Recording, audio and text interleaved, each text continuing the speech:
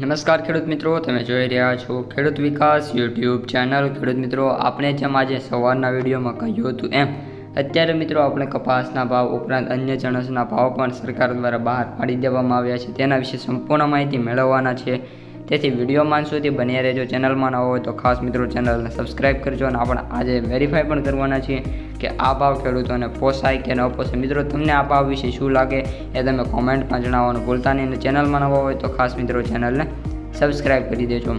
હવે સૌપ્રથમ ખેડૂત મિત્રો, સરકારે જે ભાવ આપેલા છે તે આપણે જોઈએ, જેમાં મગફળીના MSPના ભાવ વાત કરીએ પ્રતિ મણના મિત્રો બધા જ ભાવ આપેલા છે, જે અહીં તમે સ્ક્રીન ઉપર જોઈ શકો છો। જેમાં મગફળીના MSPના પ્રતિ મણના 1356 રૂપિયા, કપાસના MMCના આપણે વાત કરીએ તો 1424 રૂપિયા, અડદના વાત કરીએ તો 1480, મગની વાત કરીએ તો 1736, તુવેરની વાત કરીએ તો 1510, બાજરીની વાત કરીએ તો 525 અને ત્યારબાદ આપણે મકાઈની વાત કરીએ તો 445 રૂપિયા મિત્રો સરકારે નક્કી કરેલા છે।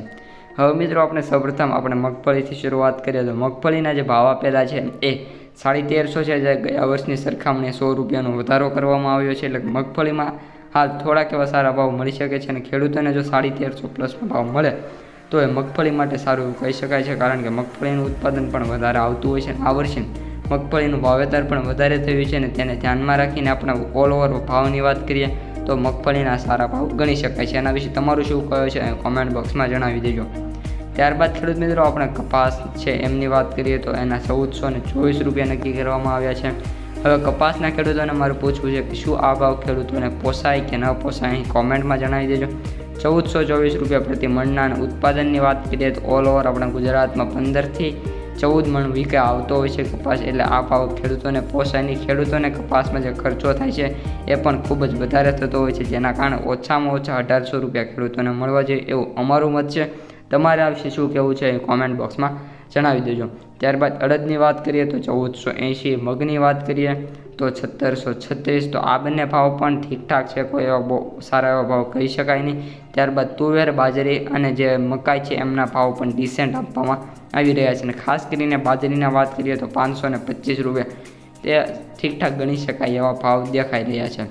હવે મિત્રો ફાયદો એ છે કે અત્યારે સરકારે અગાઉ ભાવ નક્કી કરી દીધેલા છે, જેના કારણે જ્યારે ખેડૂતો છે એ આપણે હવે વાવણીનો સમય છે જ્યારે કયો પાક વાવવો તે નક્કી કરી શકે એવું છે, પરંતુ આપણે ભાવની વાત કરીએ તો ભાવ તો થોડા ઓછા છે, અને સરકારે ભાવમાં હજી પણ એવા શક્ય હોય તો નાના મોટા ફેરફાર કરી અને ભાવમાં વધારવાની જરૂર છે। કપાસમાં એપ્રોક્સ 1800 ન કરે તો કાંઈ નહીં, પરંતુ 1550 થી 1600 રૂપિયા અને મગફળીમાં પણ 1400 રૂપિયા સુધી જો કટઆઉટ જઈ શકે એમ હોય તો કરવાની જરૂર છે। આ માટે આ વિડીયોને મિત્રો તમે જેટલો બને એટલે તમારા અન્ય ખેડૂત મિત્રોને શેર કરજો, ઉપરાંત તમારે કોઈ પણ સોશિયલ મીડિયા છે એમાં પણ શેર કરજો અને આપણને ટેગ કરી દેજો, એટલે જેટલો બને એટલો વિડીયોને શેર કરજો, જેના કારણે આ માહિતી આગળ વધે। તો મિત્રો આ ત્યારની માહિતી. અસ્તુ, જય હિન્દ।